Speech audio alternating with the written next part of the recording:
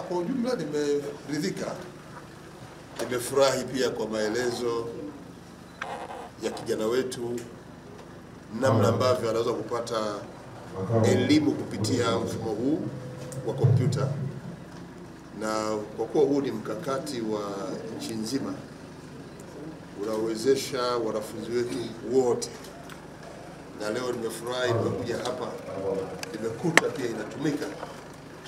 Kwangu mimi, kwa niaba ya serikali, kwa niaba ya Mheshimiwa Rais ambaye pia ametaka aone kila mahali tulipopeleka fedha zimefanya kazi, tumenunua vifaa na nimekuta kompyuta lab yote imejaa vifaa na wanafunzi wanasoma, wanaeleza wanavyonufaika.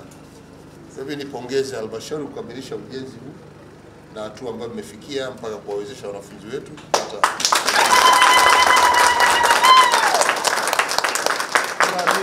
Vijana wetu wamefurahi na wanaona hata ndoto zao wanaziona zinapoelekea.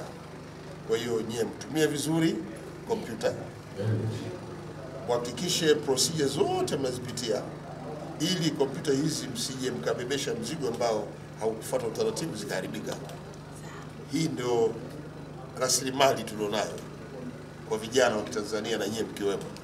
Kwa hiyo tunahitaji kusikia na kuona ukitumia vizuri hizi, kuna kusikiza walimu na hasa maelekezo, instructions za matumizi ya vifaa vyetu.